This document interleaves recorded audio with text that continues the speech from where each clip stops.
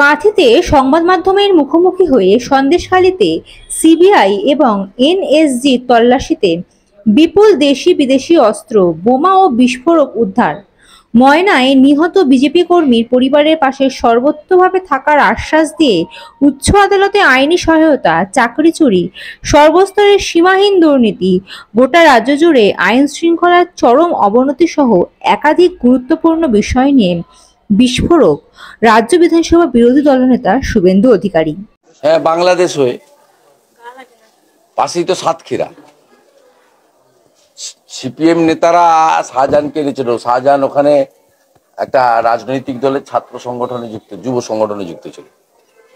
নিরাপদ সর্দার আর মুসলিম খাঁ, এরা দুজন নিয়ে এসেছিল। তো সিপিএম এর ক্রিয়েশন, সিপিএম বীজ পুঁতেছিল আর তৃণমূল সেটাকে বটবৃক্ষে পরিণত করেছে।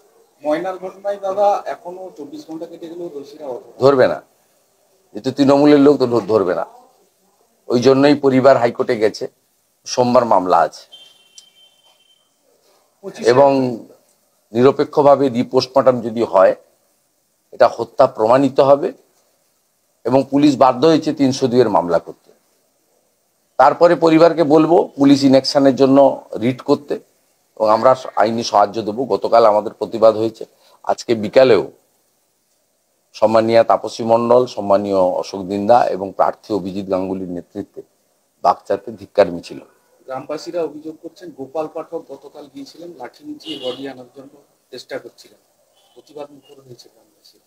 এর শিক্ষা নেই। কিছুদিন আগেই হাইকোর্ট ওকে ডেকে ভূপতিনগরের কেস নিয়ে পার্সোনাল অ্যাপিয়ারেন্স করে তিরস্কৃত করেছে।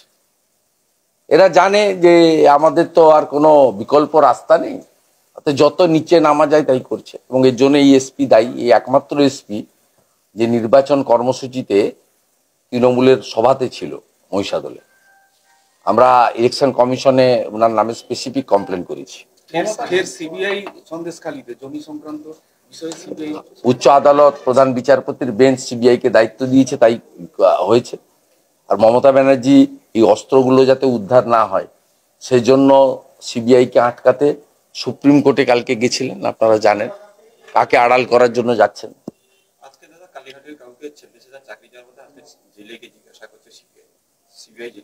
গলার কণ্ঠস্বর মিলে গেছে তো, সাহেবের সঙ্গে কতবার কথা হয়েছে, মিলে গেছে।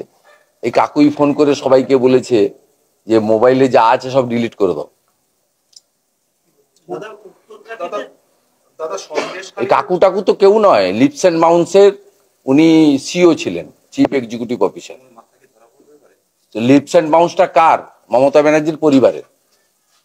লিপস এন্ড মাউন্টসের এখনো যারা ডাইরেক্টর আছেন তাদের মধ্যে মমতা ব্যানার্জির দাদা অমিত ব্যানার্জি আছেন, মমতা ব্যানার্জির বৌদি শ্রীমতী লতা ব্যানার্জি রয়েছেন, মমতা ব্যানার্জির পরিবারের অন্যান্য সদস্যরাও এই লিপস এন্ড মাউন্টস কোম্পানির ডাইরেক্টর হিসেবে এখনো আছেন। এর আগে ওনার ভাইপোও ছিলেন এবং ভাইপোর চেক পাওয়ার এখনো আছে লিপস এন্ড মাউন্টসে। লিপস এন্ড মাউন্টস রিলেটেড, উনি তো লিপস এন্ড মাউন্টসের সিও হিসেবে কালেক্ট করেছেন।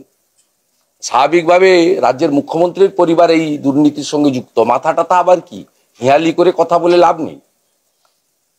হিয়ালিটা আবার কি?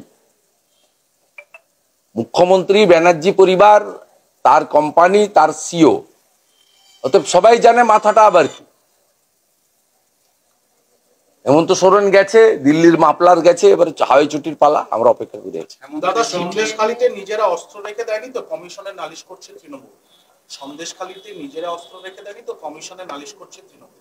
খুব ভালো, খুব সুন্দর সুন্দর বের করছেন এবং কিভাবে দেশবিরোধী শক্তিকে, রাষ্ট্রবিরোধী শক্তিকে মদত করছেন প্রমাণ হচ্ছে।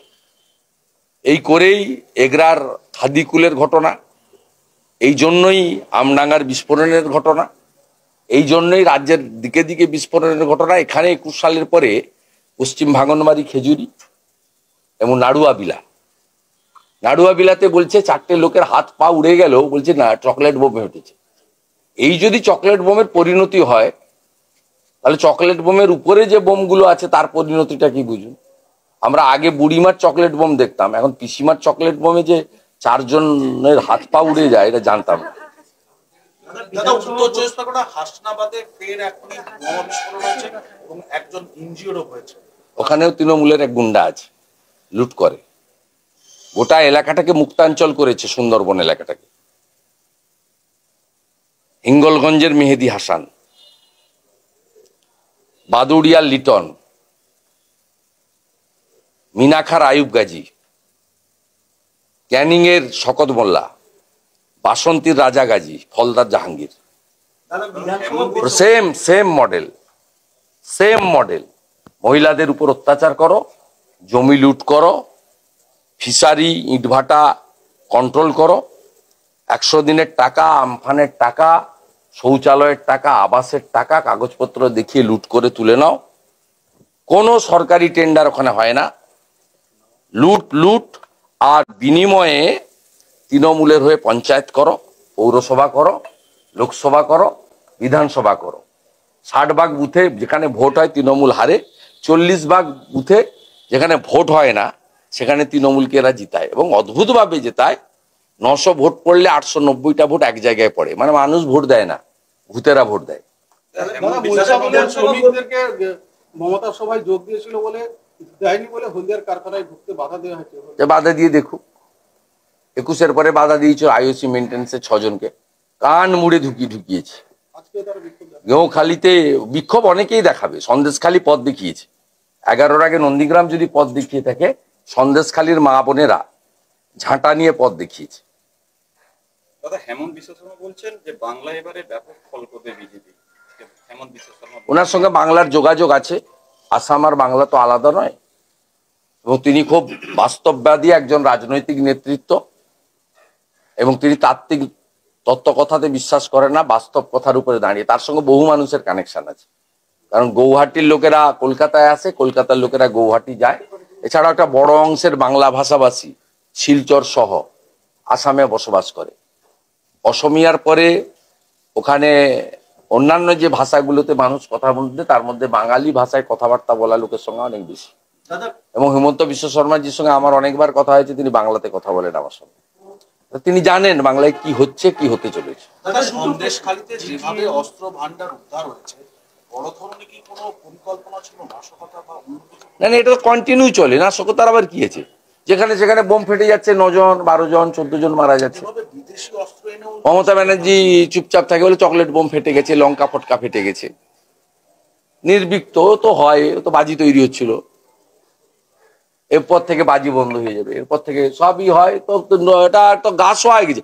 যতক্ষণ না এই পিসিকে হারাতে পারছেন আপনারা, যতক্ষণ না বড় ধাক্কা জনগণ ভোটে দিতে না পারছে, ততক্ষণ সম্বিত ফিরবে না।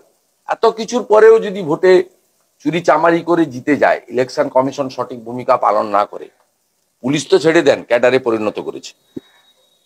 এই পুলিশগুলোর এখানে আমাদের মন্ডল সভাপতিকে 20 দিন ধরে আটকে, মিথ্যে মামলা সব করে। তৃণমূলের মধ্যে কারা কাজ করছে কারা কাজ করছে না রিপোর্ট সংগ্রহ করা, আর ডেকে থানায় সন্ধ্যাবেলা বলা। তৃণমূলের নেতারাই ফোন করে বলছে যে তুমি কাজ করছো কেন? এটা পুলিশের কাজ। পুলিশের কাজ আইন শৃঙ্খলা রক্ষা করা, সুষ্ঠুভাবে যাতে ভোট হয় দেখা, সব দল যাতে প্রচার করে সেটা দেখা, পেন্ডিং কেসগুলোকে ব্যবস্থা নেওয়া। পুলিশের যে নর্মাল কাজ আছে তার জন্য বেতন পায় আপনি আমি, ট্যাক্সের টাকায় বেতন দিই, তৃণমূল তো বেতন দেয় না। কিন্তু পুলিশের কাজ হচ্ছে সারা দিন তৃণমূলের কে কাজ করছে না তাকে করা, বিজেপির কে পথ পায়নি বিক্ষুব্ধ আছে তাকে একটু ডেকে উস্কানি দেওয়া, মদত করা। এই কাজগুলো কি পুলিশের কাজ? এটা তো রাজনৈতিক দলের কাজ। এই কাজগুলো পুলিশ করছে। যাদের থানায় এই কাঁথির আইসি ডাকছেন, সে বেরিয়েছে আমাকে ফোন করে বলছে আজকে আমাকে ডেকেছিল, এই কথা বলেছে। এসপি কি রিপোর্ট করেছেন ভাইপোকে, তার কপি আমার কাছে আছে। হাইকোর্টে রিজেক্ট হয়েছে। এবারে কোথায় যাবে যাক, 302 মামলা কোথায় যাবে যাক। হাইকোর্টের ডিভিশন বেঞ্চ রিজেক্ট করার পরে কোথায় যাবে যাক। ব্যাগ গুছাক, একসঙ্গে থাকবে। জ্যোতিপ্রিয় মল্লিক আছে, শাহজাহান আছে। দাদা আরেকটা মারাত্মক অভিযোগ উঠেছে, এই নির্বাচনের মরশুমে সরকারি হাসপাতালে একসঙ্গে পরপর 7 দিনে 7টি মাইনর মেয়ের অ্যাবর্শন করানো হয়েছে। ওটা নিয়ে শিশু সুরক্ষা কমিশন রিপোর্টও তলব করেছে। কোন শিশু সুরক্ষা কমিশন? জেলা শিশু সুরক্ষা। ও কিছু নয়, পার্টির ক্যাডার সব। পশ্চিমবঙ্গে সবচেয়ে ভয়ঙ্কর অবস্থায় মহিলারা আছে। আমার মাতৃমণ্ডলী আছে, বলতে লজ্জা লাগছে, সব এখানে জেলে থাকা অবস্থায় মহিলারা গর্ভবতী হয়, এই লজ্জা রাখার জায়গা আছে?